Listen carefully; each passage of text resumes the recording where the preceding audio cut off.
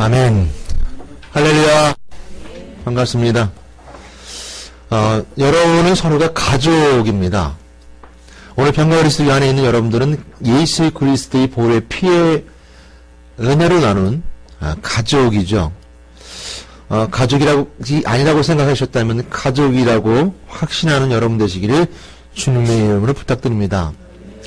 가정은요 가장을 따라갑니다.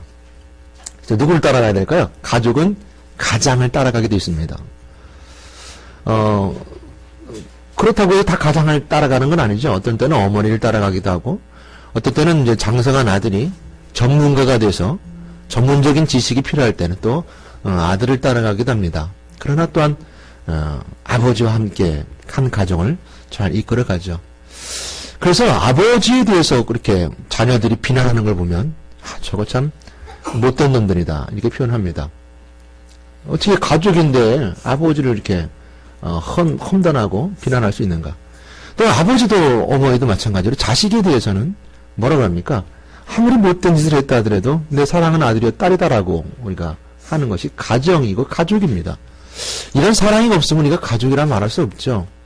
그래서 자녀들은 그래도 끝까지 내 편이 되시는 분이 누구예요? 내 아버지 어머니다라고 말합니다. 우리는 그리스도 안에서 가족이고 보혈의 피의 은혜를 나누는 가족이고 한 가정입니다. 그러나 우리가 따라가야 된다는 거에 굉장히 우리가 은혜가 되는 것은 우리 가정에 또한 이 평균 그리스도의 가장이 되어주신 분은 오직 예수 그리스도입니다. 예수 그리스도가 가장이 되어주시는 겁니다. 우리가 따라가야 될 존재죠. 그런데요, 우리가 이끈다고 생각하는 거, 교회를 이끌고 가정을 이끈다고 생각하면요, 큰 문제가 생길 수도 있습니다. 그건 뭐냐면, 사람이 어떤 모임에 이끌게 될 때, 잘 될 때는 상관이 없어요.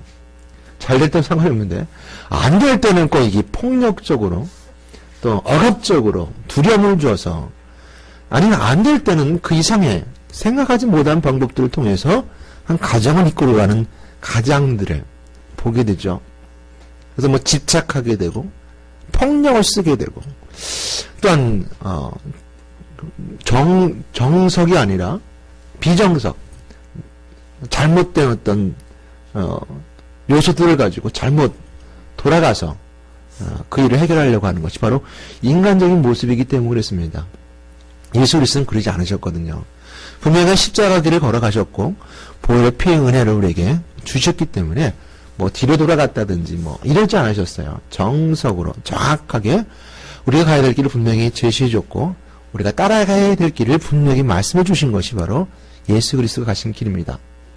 그래서 우리가 교회를 이끈다라는 생각보다 내가 주님을 따라간다라는 생각을 가지는 것이 우리가 가져야 될 삶의 자세, 신앙인의 자세가 아닐까. 오늘 본문에 보게 되면요, 세 부류의 사람이 등장하게 되는데요, 예수를 따르는 세 부류입니다. 베드로의 장모가 열병이 걸렸어요. 그래서 예수님이 그 베드로의 장모 집을 찾아가게 됩니다. 그래서 그 손을 만지셨어요. 네, 예수님 만지셨죠? 그리고 그 열병이 떠나가게 되고 베드로의 장모가 예수님을 수종들게 됩니다. 오늘 본문 마태복음 8장 14절부터 나오는 말씀입니다. 이게 14절부터 연결돼서 27절 말씀까지가 쭉 한 텀으로 되어 있는 본문입니다. 그 가운데 속에 오늘 22절 말씀은 바로 한 중간에 들어가 있는 말씀인데요. 그렇게 되었을 때 베드로 장모가 병이 낫게 되고 베드로 장모가 예수님을 수정들게 될 때 그날 밤에 귀신 들린 사람들이 막 찾아오고요. 병든 사람들이 와서 예수님으로부터 병에 취함받게 되고 귀신이 떠나가게 됩니다. 그래서 예수님께서 그들을 떠나서 저 건너편에 가길 원하죠. 그런 여러 가지 이유가 있겠지만 우리가 여러 가지 다른 본문들 말씀을 보게 되면 이들이 막 기적이 일으키는 것을 통해서 예수님을 왕으로 삼으려고 하는 모습이 있습니다. 그러니까 그 시대의 어떤 그 리더자, 이끄는 자로 세워지길 원했던 그들의 마음이 잘 담겨져 있는 것이 있었기 때문에 그들의 마음을 아시고 그들을 떠나기를 원하십니다. 그랬을 때 이들의 모습, 즉 병을 치유받고 병 고치는 자들의 모습을 통해서 우리 모습을 한번 돌아보자 이것이죠. 어떤 때는 예배 시간에 막 귀신이 떠나가기도 하고 병도 치유받게 됩니다. 혹시 이런 것을 경험했다면 예배 한 번도 안 빠질 거예요, 그죠? 예배 한 번도 안 빠질 겁니다. 예배 시간에 막 기도하다가 찬양하다가 병이 고쳤어요. 병이 나았어요. 그럼 한 번도 안 빠질 거. 귀신이 떠났어요. 이걸 경험했다면 예배 한 번도 안 빠질 거죠. 또한 목사님이 안수할 때 막 안수하다 보니까 안수할 때 귀신이 떠났어요. 병이 고쳐졌어요. 그럼 날마다 가서 목사님한테 안수 받으려고 할 겁니다. 이 경험이죠. 경험이 무서운 겁니다. 근데 중요한 것은 그 예배 드리는 시간과 참석하는 것이 그 사람의 병을 고친 것이 아니고, 목사가 안수했기 때문에 병을 고친 것이 아니라 예배 시간에 있는 하나님을 만나주신 은혜, 말씀을 통해서 예수 그리스도의 보혈 피가 흐르는 그 은혜, 이것을 치유받았다는 은혜가 우리에게 있어줘야 됩니다. 또 목사님 안수할 때는 마찬가지죠. 목사님 안수할 때는 레위기 말씀처럼 제물을 제사에 드릴 때 제물에 안수하고, 그리고 제물을 드릴 때 죄사함의 은혜가 있는 의식적인 행동인데, 이것은 예수님께서 바울도 그랬고요. 손을 붙잡기도 하고 아픈 데를 치유하기도 하고 눈에다가 흙에다 침을 뱉고 눈을 바르기도 하셨던 여러 가지 행동들 모습 가운데 다 그럴 수는 없잖아요. 그죠? 목사님이 가서 손 아프다고 손 만져주고 또 어디 아프다고 어디 만져주고 하면서 치유할 수 없잖아요. 그래서 형식적이고 의식적이지만 하나님이 구약에서 보여줬던 제물 가운데 손 얹는 것을 통해서 했던 것처럼 그 제물에 손 얹는 것처럼 손을 얹고 안수를 합니다. 근데 그 중요한 것은 안수하는 것의 목적이, 안수하는 것이 병 치유받는 것이 아니라 하나님께서 하시는 일, 하나님이 제물을 사하시는 은혜, 이것을 경험할 때 우리가 병을 치유받게 되고 또 귀신도 떠나가게 되게 되는 것이죠. 이런 경험했던 사람들 속에 담겨져 있는 그들 마음속의 은혜가 이처럼 그 안에서 하나님을 만나야 됨에도 불구하고 경험한 것만 가지고 어디든 예수를 따라가기 원하죠. 그래서 오늘 본문 말씀 가보게 되면요, 첫 번째 사람이 등장하게 되는데요, 세 분의 사람이 있는데 첫 번째는 서기관, 두 번째는 제자들 중에 한 사람, 세 번째는 배에 탄 제자들입니다. 세 분의 사람이 예수님을 따라가고자 합니다. 따르기를 원해요. 그러니까 예수님이 따르기 원하는 그 마음속 깊은 내면 속에 첫 번째 이 서기관은 아마 경험했던 것 같아요. 그리고 예수를 믿었던 사람 같아요. 그런데 그는 이렇게 고백합니다. 오늘 본 말씀을 보게 되면 18절 말씀에 이렇게 기록하게 되죠. 예수께서 무리가 자기를 에워싸는 것을 보시고 건너편으로 가기를 명하시니라 하고 건너가고자 합니다. 이 앞서서 먼저 17절 말씀을 보게 되면 이사야 하신 말씀, 우리의 연약한 것을 친히 담당하시고 병을 짊어 지셨던 것을 이루려 하심이라는 그 분명한 메시지가 있는 것처럼, 병 고침과 귀신 쫓아내는 것은 바로 이사야에서 말했던 것처럼 우리 연약한 걸 담당하기 위해서 십자가의 길을 걸어가시는 것을 잘 보여주고 있음에도 불구하고 그러지 않았다는 것에 대해서 먼저 전제를 말하면서 건너가길 원하고, 19절 말씀에 우리 함께 한 목소리 한번 따라해 보도록 할까요? 혹시 우리가 내가 이런 사람이 아닌가, 서기관 같은 사람이 아닌가, 또 제자를 위한 사람 아닌가, 베이탄한 사람이 아닌가 생각하면서 함께 오늘 19절 말씀 읽어보도록 하겠습니다. 함께 합독하겠습니다. 시작. 한 서기관이 나와 예수께 아뢰되 선생님이 어디로 가시든지 저는 따르리이다. 부름받아 나서니 먼 어디든지 가오리다. 굉장히 훌륭한 고백이죠. 어디든지 가겠습니다. 뭐죠? 그건 경험했어요. 난 예배 한 번도 빠지지 않겠습니다. 난 목사님 손길 속에 시험받았기 때문에 난 목사님 가신 곳에든 따라가겠습니다. 어디든 가겠습니다. 그런데 이 사람이 무엇을 잘못 보고 있는가? 이 서기관이 뭘 잘못 보고 있는가? 이 서기관은요, 예수님을 뭐라고 부릅니까? 선생님이요 라고 부르고 있어요. 선생님이요. 이 서기관은 하나님을 알았던 사람입니다. 서기관은 집필하는 사람, 배역하는 사람을 뜻할 때 서기관을 쓰고 있고요. 서기관은 그래서 구약에는 집필하고 대필했던 사람이었는데, 이 서기관들이 말씀을 대필하고 말씀을 이렇게 복사하다 보니까 그 서기관들이 후대에 와서는 말씀을 가르치는 사람, 또 말씀을 연구하는 사람이 됐어요. 그런 사람이었기 때문에 이게 이제 예수님 시대에 와서는 공직자, 관료, 또한 존경받는 사람, 이런 뜻을 가지고 있는 사람들이 서기관입니다. 서기관은 예수님께 항상 반대했고요. 또 예수님은 서기관들을 외식하고 형식적인 것에 대해서 질책하는 말씀이 성경 말씀이 많이 기록되어 있어요. 그러나 오늘 본문에 있는 서기관은 예수님을 믿었던 것 같아요. 오늘 여기 베드로 장로 집에 있었던 열병이 떠나가는 모습 속에 그 속에서 치유받았는지 잘 모르겠지만 분명한 것은 예수를 믿기 원하고 따라가기를 원합니다. 어디든 가오리다. 주님이 선생님이 가는 곳은 어디든 가오리다. 내가 어디든 따라가겠습니다. 라고 말하고 있는데 그는 예수님을 뭐라고 고백하지 못해요? 나의 주이십니다라고 베드로처럼 고백하지 못한다는 것에 있습니다. 그냥 선생님이요, 랍비요, 교훈을 가르치고 그냥 우리의 삶을 풍요롭게 해주는 삶의 지혜를 가르쳐주는 그 선생이요라고 고백하고 옵니다. 그 시대에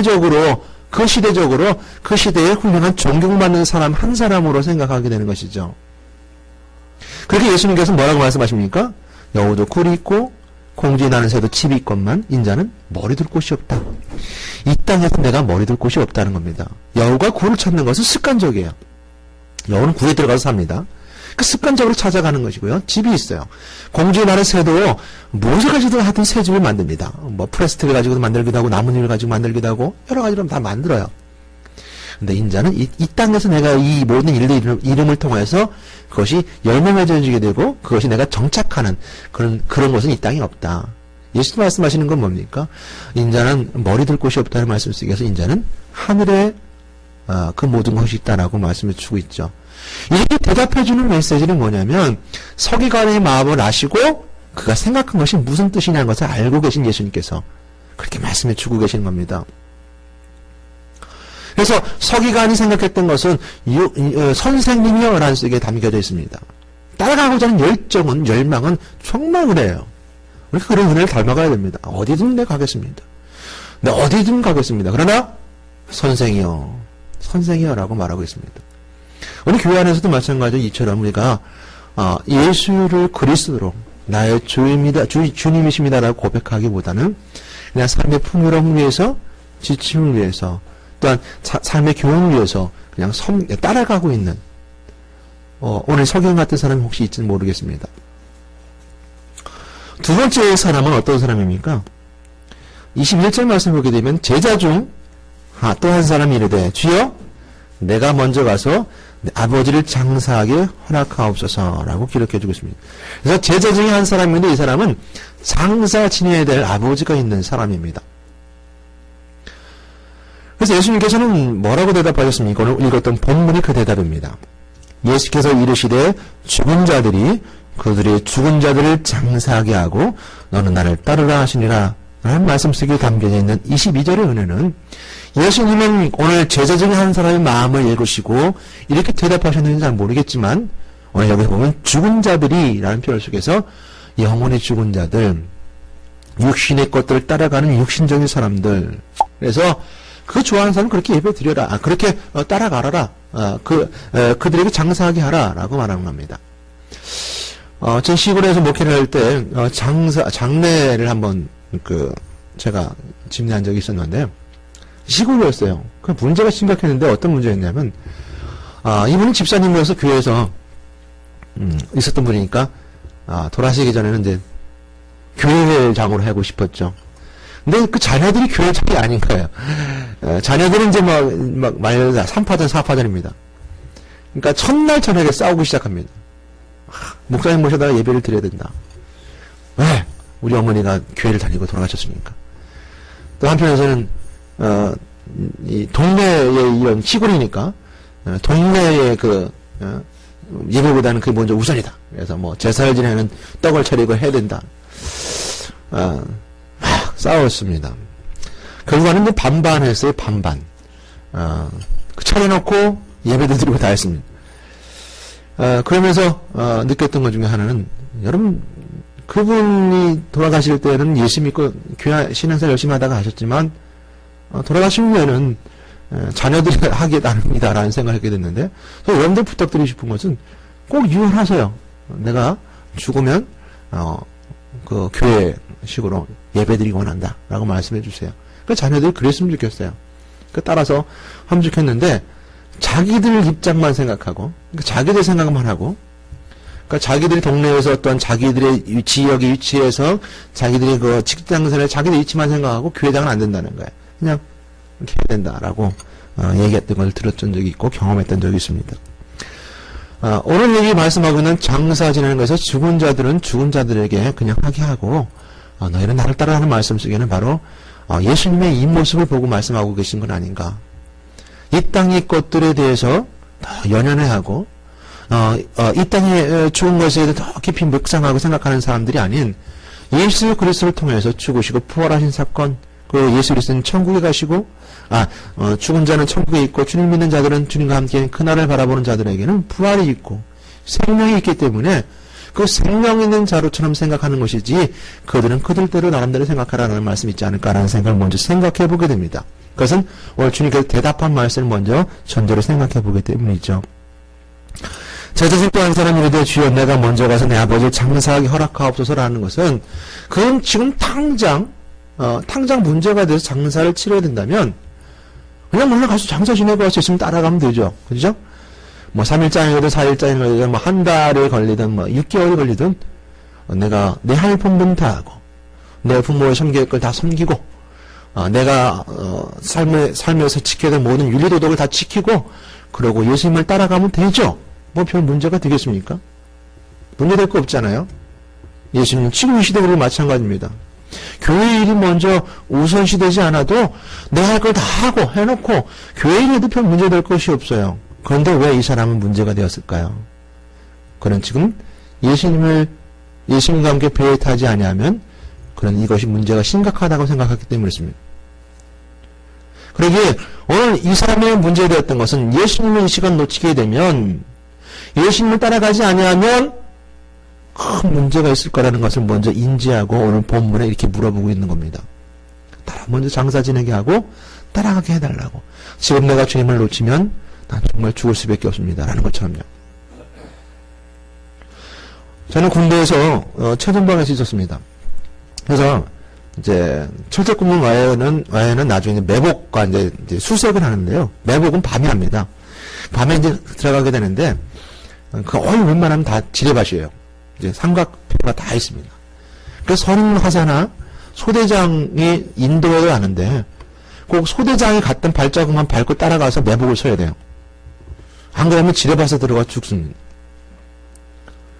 우리가 지금 지뢰밭에 서 있는 자의 모습처럼 이 세상에서 주님을 따라가지 아니하면 내가 죽을 것 같은 것을 깨닫게 되는 순간, 이 땅과 분명하게 주님의 말씀이 내게 오늘 말씀이 선포되어지게 될 때 말씀이 우리 안에서 누려지게 되는 은혜가 바로 구원으로 연결된다는 것을 알게 됐을 때 우리는 그것을 고민할 수밖에 없습니다. 장사 지내는 것에 대해서 고민할 수밖에 없어요. 그러기에 오늘 이 말씀은 시간입니다. 시간이에요. 예수님께서 말씀하신 것도 바로 그것이죠. 무엇을 먼저 우선할 것이냐. 오늘 예배 시간도 마찬가지입니다. 교회 시간도 모두 마찬가지입니다. 여러분 예배 시간을 여러분 구원의 문제가 너무 멀어지고 떨어져 있는 것이 생각할 게 너무 많아요. 예배는 구원과 연결되어 있습니다. 그것은 예배 시간에 선포되는 말씀이 생명의 말씀이기 때문에 그래요. 생명의 말씀. 말씀이 선포되는 건 생명이기 때문에 우리가 생명을 누리는 자가 아니라 생명을 마시는 자, 생명을 먹는 자는 구원이냐 아니냐 문제죠. 배고프면서 굶주린 자가 생명의 떡을 먹음을 통해 생명을 얻는 것처럼, 그래서 그 피가 우리에게 생수가 되어서 우리가 오늘 목숨을 얻는 것처럼, 그 영혼의 영적인 목숨을 구하고 얻는 것이 구원인 것처럼 예배는 구원과 연결되어 있습니다. 그래서 소중한 것이에요. 오늘 예수님께서 말씀하시는 건 바로 그겁니다. 구원받는 것이 우선이다. 우리가 하는 것처럼 여러 가지 말씀 가운데 있게 되는데요. 말씀 쓰게 하는 것처럼 아무리 창고에 좋은 것을 들어온다 하더라도 오늘 밤에 그 영혼을 들어가면 그 모든 준비한 것이 무슨 소용이 있겠느냐라고 주님께서 누가복음 4장에서 말씀해 주고 있죠. 누가복음 4장에서는 누가복음 12장에서 말씀해 주고 있죠. 무슨 소용이 있겠느냐? 내 영혼을 다 들어가면. 그러나 우리 하는 것처럼 오늘 예배는 잔치입니다. 구원의 잔치예요. 잔치입니다. 그래서 오늘 우리가 주님께서 비유로 말씀하셨던 것처럼 누가복음 14장 말씀처럼 한 사람이 이렇게 얘기합니다. 오늘 내가 하나님 나라에서 떡을 먹는 것이 참 큰 복이다 라고 말합니다. 내가 오늘 하나님 나라에서 떡을 먹는 것이 큰 복인데 라고 말하자 어떤 사람이 이렇게 비유로 말한다. 비유로 말씀하시면 어떤 사람이 큰 잔치를 베풀었는데, 큰 잔치를 베풀었어요. 근데 잔치에 청한 사람들이 와야 될 시간인데 오지 않는 거예요. 그래서 뭐라고 말하냐면, 오지 않는 사람들이 뭐라고 말하냐면, 내가 밭을 샀는데, 지금 내가 돌봐야 됩니다. 좀 양해해달라고 합니다. 내가 또한 소를 5개를 샀는데, 이걸, 내가, 시험하러 가니까, 친구한테 양해해달라고 합니다. 내가 또 장가를 갔는데, 내가 장가에 가서 오늘 이제 그 잔치에 못 가는데, 좀 양해해달라고 합니다. 그래서 그 주인이 뭐라고 하냐면요, 길거리 나가서, 병든 사람이나 눈먼 사람이나 거지나 데려다가 자리를 채우라고 그래요. 성한 사람은 가족입니다. 가족이에요. 오늘 잔치에 참여할 수 있는 사람은 가족이에요. 우리 시대 말하면 우리 예수 믿는 사람들 있죠. 가족이 잘 구성되어 있고 서로 하나가 되어 있고 주님의 잔치 베푸는 걸 잘 청함받으면 그것이 우리의 은혜의 잔치인데 쉬워지지 않자 손님을 초청하는 겁니다. 그들이 예수를 믿었겠죠. 그 잔치에 참여할 수 있겠죠. 그러나 아직 준비가 덜 된 사람들은 손님을 잔치 초청합니다. 오늘 잔치를 예배 시간에 베풀어 놓고 우리에게 말씀해 주는 것이 마찬가지입니다. 오늘 이 시간은 마찬가지죠. 주님께서 시간을 말씀하시고 구원을 말씀하시는 건 구원의 잔치를 베푸셨어요. 여러분 가족이 함께 되어서 그 구원의 은혜를 누립니다. 그리고 손님이 초청하게 되고 손이 초청된 가운데 또한 그 가운데 가족이 되기도 합니다. 이것이 교회의 모습입니다. 그래서 먼저 교회 안에 있는 사람들이 이끌고 따르는 사람들이 가족이 되어야 됩니다. 여러분 평강그리스도 모든 사람들이 가족이 되기 원합니다. 평강그리스도의 모든 청함받은 사람들이 사랑하고 나누고 베풀 수 있는 서로를 존경하고 존중할 줄 알고 따를 줄 알고 이해할 줄 알고 서로 사랑할 수 있는 가족이 되기 원해요. 근데 주님께 잔치를 베풀어 놨음에도 불구하고 그 청함받은 잔치에 참여하지 않아요. 나 지금 소 샀는데 나 장가 갔는데 나 밭 할 일이 많은데 라고 그 가족들이 참여하지 않습니다. 그자 주인은 손님들 거리 나가서 아무나 데려오라 이거예요. 그래도 자리가 부족합니다. 라고 말하자 누가복음 14장 말씀에 보게 되면 청함받은 사람들, 처음 청함받은 사람은 그 잔치에 이제 절대 참여하지 못할 것이다 라고 주님께서는 아주 강하게 말씀해 주고 계십니다. 세 번째 사람은요, 배에 올라탔습니다. 오늘 마태복음 8장 22절 말씀에 보게 되면 오늘 본문 말씀이죠. 예수께서 이르시되 죽은 자들이 그들의 죽은 자들을 장사하고 너는 나를 따르라 하시니라 라고 말씀하셨습니다. 그러니까 장사 지내기 원했던 한 제자 중 하나가 따르길 원했고 그러나 너는 먼저 나를 따르라 라고 말씀하고 계시죠. 23절 말씀에 보게 되면 23절 말씀에 배에 오르심에 제자들이 따랐더니 이랬습니다. 그러니까 세 분이라고 했죠. 첫 번째 서기관, 두 번째 제자 중 한 사람, 세 번째 뭐죠? 제자들입니다. 제자들은 이 배와 함께 탔어요. 주님과 함께 배에 탔어요. 이거 얼마나 은혜인지 모릅니다. 평강그리스도의 예수 그리스도가 키를 잡고 계신 배에 여러분 함께 탔어요. 예수 그리스도가 주인으로 섬기고 예수 그리스도가 으뜸 되시며 예수 그리스도가 머리 되신 그 배에 평강그리스도라는 배 함께 탔어요. 탔어요? 근데요. 어떤 일이 났습니까? 큰 놀이 일어나면서 문제가 생겼어요. 배가 물길에 덮이게 되었으니 놀이 일어나서. 근데요. 놀이 일어난 건 문제가 안 되는데 뭐가 문제였냐면 예수께서 주무셨어요. 응답하지 않으신 거죠.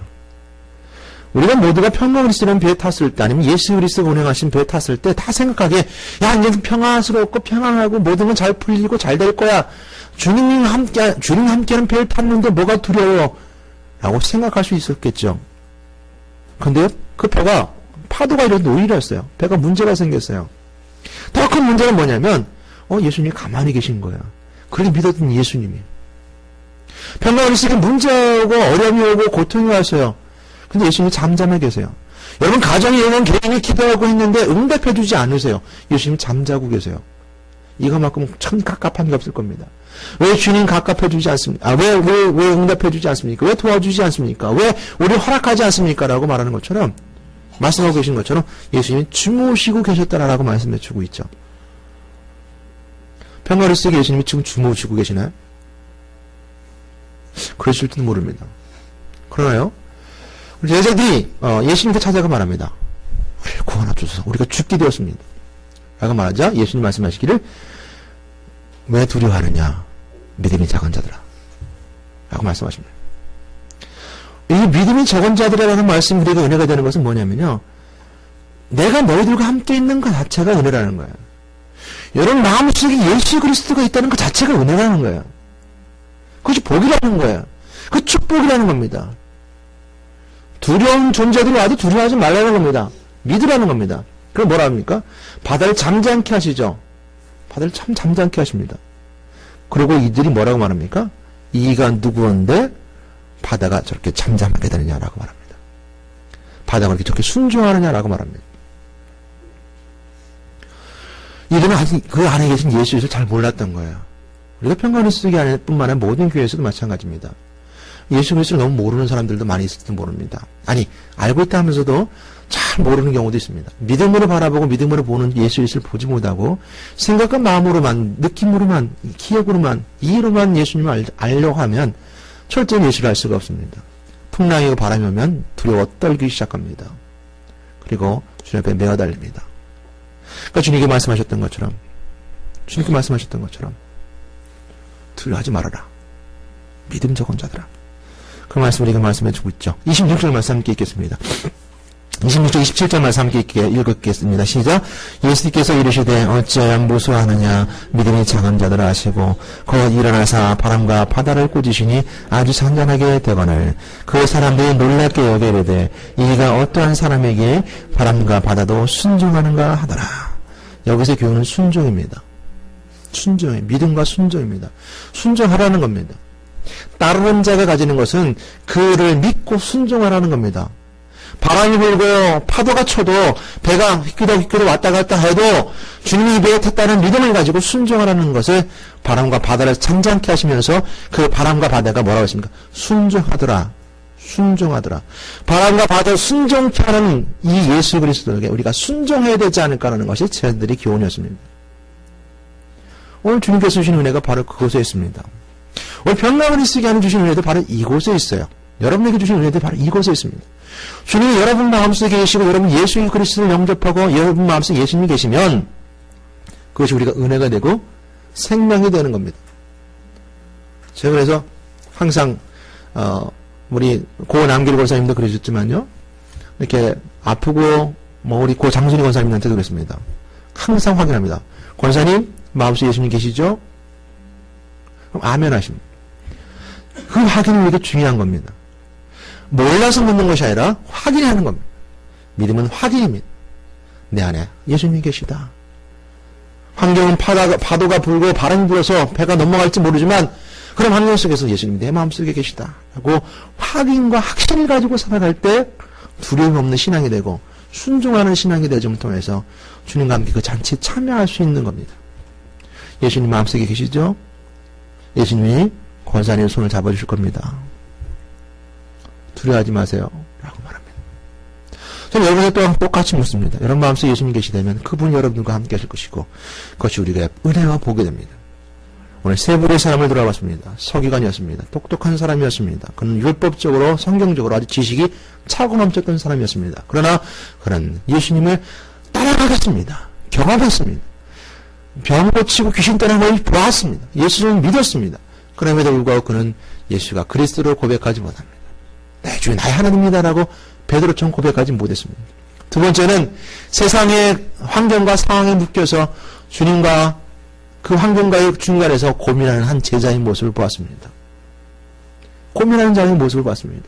세상의 율법과 세상의 교훈과 규칙을 따라갈 것인가 아니면 주님을 따라갈 것인가. 주님을 따라가지 않으면 내가 이 발을 헛디뎌 칠해봐서 떨어지는 것처럼 죽음의 위기 가질 텐데 그렇다고 따라가자니 이 모든 것들이 또한 상황이 여건치 않으니 고민한 한 제자의 모습을 봤습니다. 주님께서 말씀하십니다. 내 부모와 형제와 자녀를 미워하지 아니하면 라고 말씀하십니다. 천국 그 얘기가 없을 뿐만 아니라 십자가 가지고 나를 따르라 라고 주님께서 분명히 말씀하셨던 말씀을 기억하게 됩니다. 우리가 주님을 따라가는 건 바로 십자가의 짊어지고 가는 삶입니다. 세 번째 삶은 오늘 배에 올라탄 제자들의 모습이었습니다. 그러나 그는 풍랑이 나고 바람이 이름을 통해서 그들은 두려워했습니다. 예수님이 그 배에 타고 계셨던 것을 알고 있었음에도 불구하고 예수님이 주무신다는 이유로 그들은 두려워했습니다. 오늘 이 시간 저희들 부탁드리고 싶은 것은 여러분 한 가족입니다. 한 형제입니다. 그리스도의 피의 은혜로 나누는 형제의 가족입니다. 서로 사랑하십시오. 미워하지 마십시오. 다투지 마십시오. 이해하십시오. 그것이 주님께서 우리에게 주신 십자가 은혜고 주님께서 우리에게 주시는 또한 순종하고 믿는 자들이 따르는 은혜입니다. 여러분 예수 그리스도를 따를 때 주님을 섬기는 자들이 모인 곳이 바로 교회이고 주님을 따라갈 때 그곳에 주님을 섬기는 자들이 함께 모인다는 사실을 기억하시는 여러분 되시기를 주님의 은혜를 부탁드리고 축원드립니다. 아멘. 기도하겠습니다. 하나님 감사합니다. 주님을 따라가기 원합니다. 내가 먼저 이끌지 않게 도와주시고 주님을 따라가는 삶이 되어지길 원합니다. 오늘 순종하며 따라가는 믿음이 있기 원하니 우리 마음속에 예수 그리스도에 계심 확신하게 인도해 주시옵소서. 예수 그리스도의 이름으로 기도드렸습니다. 아멘.